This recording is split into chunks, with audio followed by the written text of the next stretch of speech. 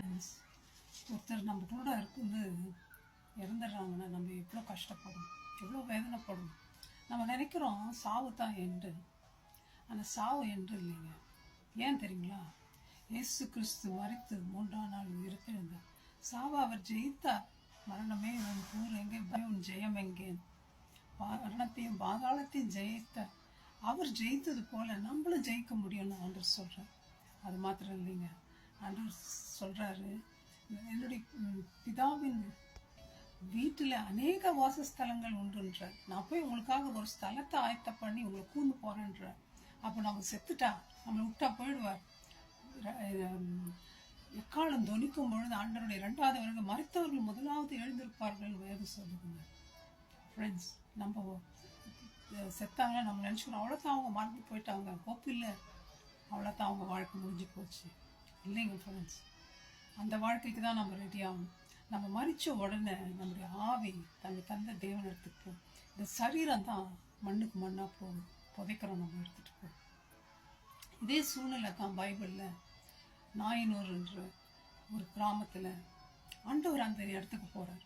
ஆண்டவர் யாரும் இன்வைட் பண்ணல, ஆண்டவர் யாரும் கூப்பிடல, வாங்க ஆண்டவரை சாவுக்கு நம்ம ஆள் விட்டு அனுப்புவோம் இல்லையா, நம்ம வழக்கம்.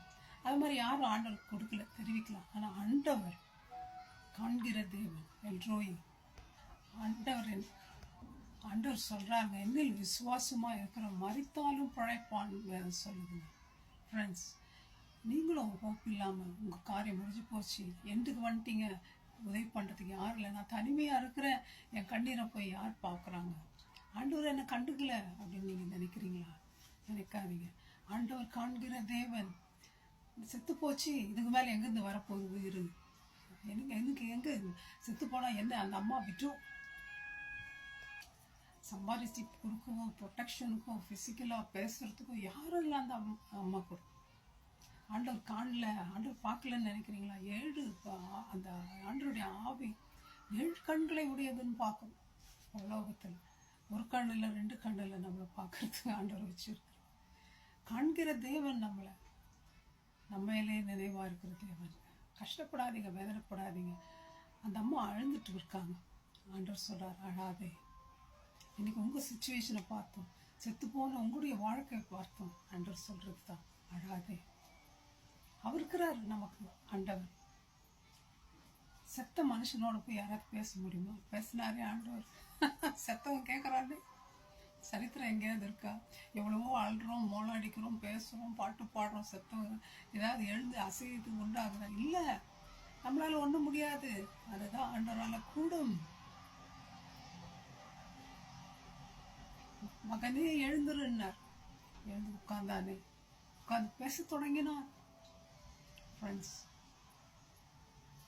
அப்பேற்பட்ட இயேசுவை விட்டுட்டு ஏன் நீங்கள் தனியாக இருக்கீங்க, தூரம் இருக்கிறீங்க? வாங்க ஏசப்பாட்டு போவோம். ஒரு உண்மையாகவே நமக்கு உதவி செய்கிறது. நம்ம வந்து கூட்டிகிட்டு போக போகிறாரு. நாளுக்காக வெயிட் பண்ணிப்போம், அதுக்கு ரெடியாக இருப்போம். அப்படி கண்ணீரெல்லாம் அவர்கிட்ட சொல்லுவோம், அவரோட பேசுவோம், நன்மையை அனுபவிப்போம் அவரிடத்துல. God bless you, my friends. Thank you. Bye-bye.